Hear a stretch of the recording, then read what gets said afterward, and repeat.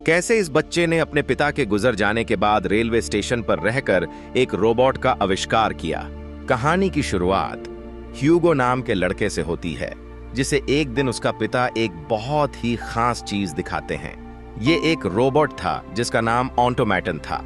ये उसके पिता को एक म्यूजियम की छत पर रखा मिला था, मगर जब उन्हें वो मिला था तब वो पूरी तरह खराब था और चलने की हालत में नहीं था।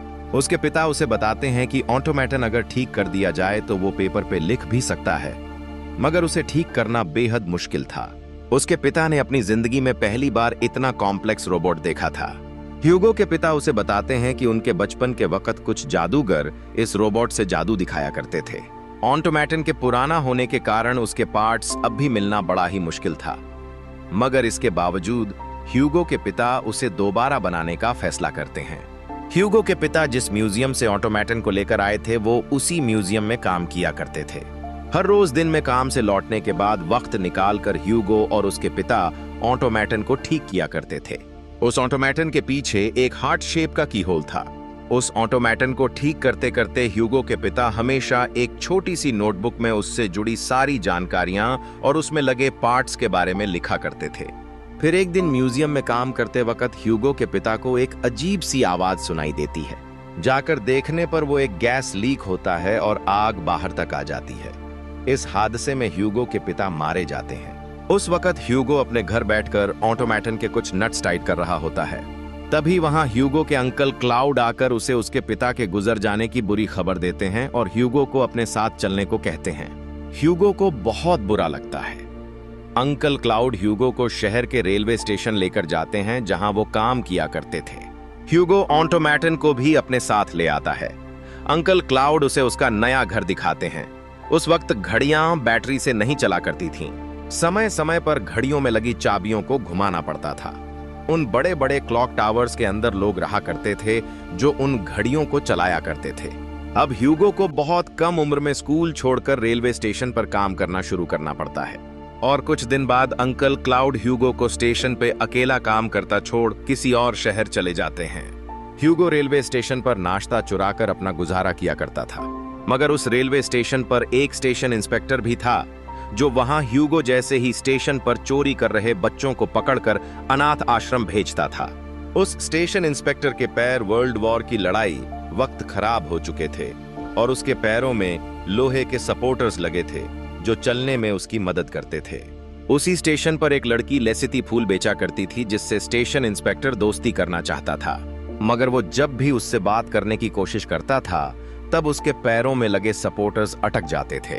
अब हम एक जॉर्ज नाम के बूढ़े आदमी को देखते हैं। जॉर्ज भी उसी स्टेशन पर एक टॉय शॉप चलाया करता था, लेकिन हर रोज उसकी दुकान से एक बच्चा कुछ चीजें चुरा ले जाता था। वो और कोई नहीं ह्यूगो ही था। एक दिन जॉर्ज अपनी दुकान में बैठे गहरी नींद में सोने का नाटक करता है। उसी वक्त ह्यूगो उसकी दुकान से कुछ सामान चुराने आता है, मगर इस बार जॉर्ज उसे पकड़ लेता है और उसे अपनी जेब में रखा सारा सामान निकालने को कहता है। ह्यूगो अपनी जेब से कुछ छोटे मोटे पुर्जे निकाल कर दिखाता है। जॉर्ज उसे पुलिस को देने की धमकी देकर दूसरा जेब दिखाने को कहता है, मगर उस जेब में ह्यूगो के पिता की लिखी हुई नोटबुक होती है जिसे उन्होंने ऑटोमेटन को ठीक करते वक्त लिखा था। उस नोटबुक को देखते ही जॉर्ज कुछ ऐसा रिएक्ट करता है जैसे कोई पुराने जख्म वापस आ गए हों। जॉर्ज नोटबुक में बनी तस्वीरों के बारे में ह्यूगो से पूछता है, मगर ह्यूगो उसका कोई भी जवाब नहीं देता। जॉर्ज को लगता है कि बाकी चीजों की तरह ह्यूगो ने ये नोटबुक भी कहीं से चुराई है और वो नोटबुक जॉर्ज अपनी पास ही रख लेता है। ह्यूगो के जिद करने पर जॉर्ज जोर जोर से चिल्लाकर उसे वहां से भगाने लगता है। उसकी आवाज सुनकर स्टेशन इंस्पेक्टर अपना डॉगी ह्यूगो के पीछे छोड़ देता है, मगर इस बार ह्यूगो किसी तरह उससे बच जाता है। अब हर रोज की तरह ह्यूगो घर लौटकर सारी घड़ियों को घुमाता ताकि वो सही समय दिखाती रहे। अब उसी शाम ह्यूगो दोबारा जॉर्ज के पास जाता है अपनी नोटबुक मांगने, मगर जॉर्ज उसे उसकी नोटबुक देने से एक बार फिर मना कर देता है और कहता है कि वो ये नोटबुक घर जाकर जला देगा। ह्यूगो जॉर्ज का पीछा करते करते उसके घर तक पहुंच जाता है, जहां वो खिड़की से जॉर्ज की बेटी इसाबेल को देखता है और खिड़की पे एक पत्थर फेंककर उसे नीचे बुलाता है और उससे अपनी नोटबुक लेकर आने को कहता है, मगर इसाबेल उससे पूछती है आखिर नोटबुक में ऐसा क्या था जो उसे वो किसी भी हालत में चाहिए, मगर ह्यूगो उसे बताने से मना कर देता है। इसाबेल उससे कहती है कि वो कोशिश करेगी कि उसके पिता जॉर्ज उस नोटबुक को न जलाएं। इतना सुनने के बाद ह्यूगो वहां से चला जाता है। अब अगली सुबह जब जॉर्ज अपनी टॉय शॉप खोल रहा होता है, उसी वक्त ह्यूगो वापस वहां आ जाता है अपनी नोटबुक मांगने, मगर इस बार जॉर्ज उसे एक रुमाल देता है जिसे खोलने पर उसमें से राख निकलती है।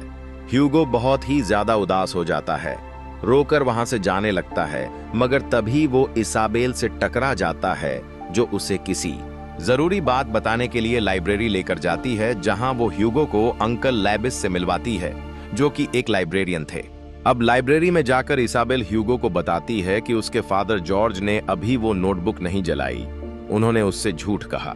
इसाबेल बताती है कि उसकी नोटबुक ने उसके पिता जॉर्ज को बेहद परेशान कर रखा है। कल रात इसाबेल ने उन्हें रोते हुए सुना था। ऐसे ही इसाबेल और ह्यूगो फ्रेंड्स बन जाते हैं। इसाबेल उससे उसकी हर पॉसिबल मदद करने का वादा करती है।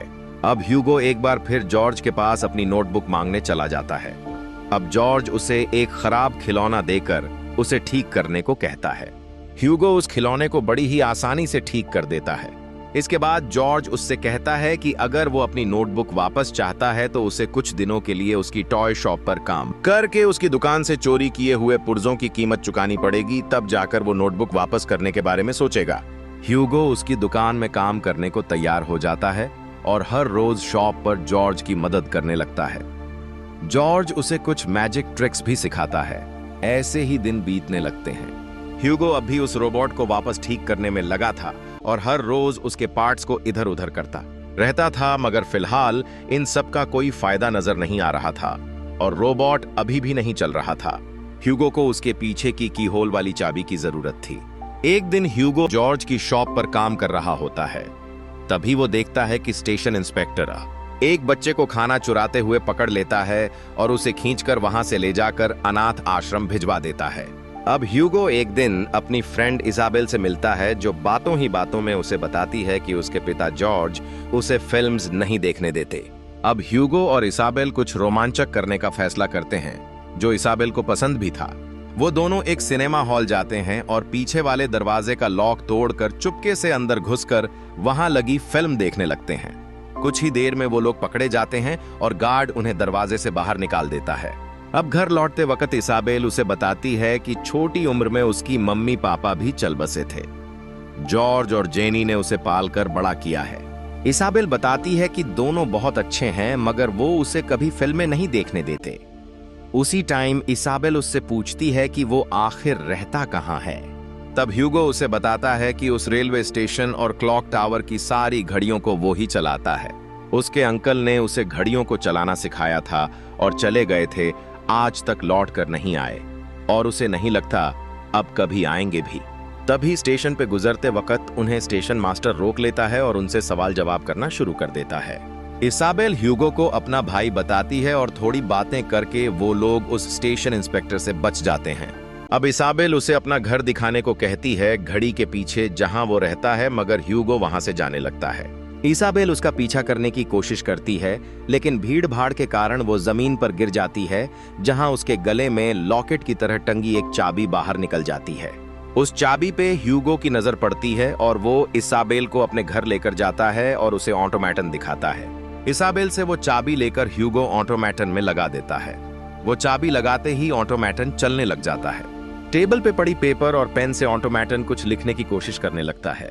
उन्हें जल्द ही समझ आ जाता है वो लिख नहीं रहा, असल में वो कुछ ड्रॉ कर रहा है पेपर पे। कुछ देर बाद ऑटोमेटन किसी मूवी के पोस्टर को ड्रॉ करता है और आखिर में इसाबेल के पिता जॉर्ज का नाम लिखता है। अब वो लोग कंफ्यूज हो जाते हैं, आखिर ऑटोमेटन का इसाबेल के पिता से क्या कनेक्शन है। अब इसाबेल ह्यूगो को अपने घर लेकर जाती है, जहां वो ह्यूगो की मॉम जेनी उसे अपने घर देखकर नाराज होती है। तभी ह्यूगो उसे ऑटोमेटन की बनाई हुई ड्राइंग दिखाता है और उसका मतलब पूछता है। वो देखते ही जेनी एकदम से बैठ जाती है, उसे अपने कोई पुराने दुख याद आ जाते हैं। अब जेनी ह्यूगो को ये सारी चीजें जॉर्ज को दिखाने से मना करती है और वहां से चले जाने को कहती है, मगर तभी जॉर्ज वहां आ जाता है। जेनी दोनों बच्चों को एक कमरे में छुपा देती है। अब ह्यूगो की नजर एक अलमारी पे पड़ती है, उसे लगता है शायद उसी अलमारी में उसे नोटबुक मिल जाए। ह्यूगो अलमारी चेक करने लगता है। आखिर में अलमारी के ऊपर वाले सेक्शन से उन्हें एक बहुत भारी बॉक्स मिलता है, जिसे उतारते वक्त उनकी चेयर टूट जाती है और उसमें से कई सारे पोस्टर्स बाहर आ जाते हैं। वो पोस्टर्स मूवीज के थे। वहां जॉर्ज आ जाता है, जो उन पोस्टर्स को देखकर बहुत ही ज्यादा उदास हो जाता है और ह्यूगो को वहां से चले जाने को कहता है। ह्यूगो अपनी मायूसी भरी शक्ल लेकर वहां से चला जाता है। घर लौटते वक्त ह्यूगो लाइब्रेरियन लेबिस से टकरा जाता है, जो उसे एक रॉबिन हुड बुक पढ़ने को देता है। अब हम देखते हैं, आज हिम्मत करके स्टेशन इंस्पेक्टर एक बार फिर लेसिटी से जाकर बात करने की कोशिश करता है, मगर इस बार भी वही प्रॉब्लम। उसके पैरों में लगे सपोर्टर्स एक बार फिर अटक जाते हैं, मगर इस बार लेसिटी उससे मुस्कुराकर बात करती है और उसे एक फ्लावर भी देती है। अब सच्चाई जानने ह्यूगो और इसाबेल फिल्म लाइब्रेरी जाते हैं, जहां फिल्मों के बारे में कई सारी किताबें लिखी थीं, जिससे उन्हें उनके सवालों का जवाब मिल सकता था। लेबिस की बताई हुई शेल्फ में उन्हें एक किताब मिलती है, जिसमें उन्हें फिल्मों की शुरुआत का इतिहास मिलता है। 18वीं सेंचुरी में सबसे पहली फिल्म दिखाई गई थी, जिसमें एक ट्रेन को स्टेशन पर आते हुए दिखाया गया था। उसके बाद से कई सारी मूवीज बनना शुरू हुई और लोगों ने इसका इस्तेमाल कहानियां दिखाने के लिए करना शुरू कर दिया। तभी पेजेस पलटते हुए उन्हें एक फिल्म नजर आती है। ये वही फिल्म थी जिसका पोस्टर ऑटोमैटन ने बनाया था। इस किताब में भी जॉर्ज का नाम लिखा था, मगर उस किताब में लिखा था कि जॉर्ज वर्ल्ड वॉर में मारा गया और उनकी बनाई हुई फिल्में बंद हो गईं। लेकिन जॉर्ज तो अभी जिंदा था। तभी पीछे से उस बुक का राइटर वहां आ जाता है, जिसे वो दोनों बताते हैं कि जॉर्ज अभी मरा नहीं, वो जिंदा है। ये सुनकर राइटर हंसने लगता है और उन्हें एक कमरे में ले जाता है। इस कमरे में उसने फिल्मों और पुराने कैमरों से जुड़ी कई सारी चीजें संभाल कर रख रखी थीं, जिसमें उनके स्टूडियो की कई सारी तस्वीरें और बहुत कुछ शामिल था। अब राइटर बताता है कि बचपन में उसका भाई उसे जॉर्ज के स्टूडियो लेकर गया था, जहां उसने लाइफ में पहली बार मूवी की शूटिंग देखी थी। वो जॉर्ज को अपनी इंस्पिरेशन मानता था। उसने बताया कि जॉर्ज ने 500 से भी ज्यादा फिल्में बना रखी थीं और सारी बेहद पॉपुलर भी हुई थीं। राइटर उन्हें बताता है कि उसके पास उनकी एक फिल्म अभी भी मौजूद है। अब ह्यूगो इसाबेल से कहता है कि वो उस किताब के राइटर तबद को इसाबेल के घर कल शाम 7 बजे लेकर आएगा, ताकि सब कुछ वापस ठीक किया जा सके। अब अगली सुबह स्टेशन इंस्पेक्टर को एक कॉल आता है, जो उसे बताता है कि उन्हें क्लाउड की लाश कहीं सड़ती हुई मिली है। अब इंस्पेक्टर को शक होता है कि जब क्लाउड मर चुका है, तब घड़ियों को कौन चला रहा है। अब शाम के वक्त ह्यूगो तबद को लेकर इसाबेल के घर पहुंचता है। उन्हें देखकर जेनी गुस्सा हो जाती है, मगर तबद उसे मना लेता है और सारी पुरानी बातें बताता है कि वो उनका और जॉर्ज का कितना बड़ा फैन है। जॉर्ज की पुरानी फिल्मों में जेनी भी काम किया करती थी। अब तबद उन्हें जॉर्ज की एक पुरानी फिल्म दिखाने के लिए मना लेता है। जॉर्ज अपने कमरे में सो रहा होता है। चुपके से वो सभी बाहर के हॉल में जाकर मूवी प्ले करना शुरू करते हैं। वो लोग जॉर्ज की पुरानी मून वाली फिल्म देख रहे होते हैं। पुरानी फिल्म में कुछ मिनट्स की हुआ करती थी। कुछ ही देर में फिल्म खत्म हो जाती है। तभी पीछे से जॉर्ज आ जाता है, मगर इस बार जॉर्ज गुस्सा करने के बजाय सारी पुरानी बातों को याद करने लगता है। वो उन्हें बताता है कि उसने शुरुआत मैजिशियन से की थी और शुरुआत में केवल स्टेजेस पर जादू दिखाया करता था। उसकी एक वर्कशॉप भी थी, जहां वो कुछ नई नई चीजें बनाया करता था। एक बार उसने अपनी वर्कशॉप पर एक रोबोट बनाया, जिसे उसने ऑटोमैटन नाम दिया। वो रोबोट जॉर्ज के लिए बड़ा ही खास था। जॉर्ज ने उसे बनाने में बेहद मेहनत की थी। मगर एक बार जॉर्ज और जेनी सर्कस देखने गए हुए थे, तभी उसकी नजर एक टेंट पर पड़ी, जहां मूवीज का आविष्कार लोगों को दिखाया जा रहा था। ये एक कैमरा था जो चलती फिरती तस्वीरें दिखाता था। ये चीज जॉर्ज को बेहद पसंद आ जाती है, मगर वो लोग उसे बेचने को तैयार नहीं थे। तब जॉर्ज ने कैमरे के पीछे की मैकेनिज्म को समझकर खुद का एक कैमरा बनाया था। इसके बाद उन दोनों ने अपना घर सब कुछ बेचकर एक नई शुरुआत की।